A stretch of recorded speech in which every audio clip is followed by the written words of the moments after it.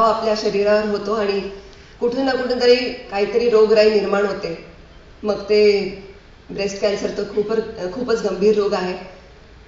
Diabetes होतो, hypertension असतं.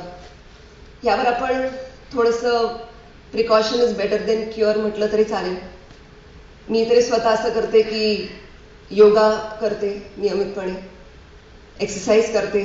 अलीकडेच मी एका पेपरात वाचलं होतं की जर महिलांनी आठवड्यातनं फक्त 5 तास जरी व्यायाम केला तरी ब्रेस्ट कॅन्सर टाळता येतो. आणि मला वाटतं ते खूपच ते खरं आहे, कारण मी पण स्वतः व्यायाम करते 5 ते 6 तास आठवड्यातनं. महिलांची सवय असते, बाईंनी सांगितल्याप्रमाणे की आपण आपल्याकडे खूप दुर्लक्ष करतो. पण जर घरची स्त्रीचं स्वास्थ्य जर चांगलं असेल तरच परिवाराचंही स्वास्थ्य चांगलं राहील.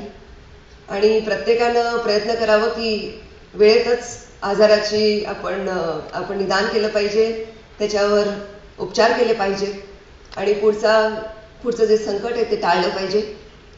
माझे 2 शब्द बोलून मी माझं भाषण संपवते, कारण मला ह्या विषयावर मी काही फार चर्चा नाही करू शकत. मीही तुमच्यासारखेच आज काही शिकायला आले आहे आणि मला खूप आनंद होतोय की लोकसत्ता आणि कॅन्सर एड्स असोसिएशनने इतका छान कार्यक्रम आयोजित केला आहे. हे खूप मोठं समाजकार्य करत आहेत. त्यांना खूप खूप प्रगती लाभो, या कार्यामध्ये खूप यश लाभो हीच ईश्वरचरणी प्रार्थना करते आणि माझे शब्द संपले.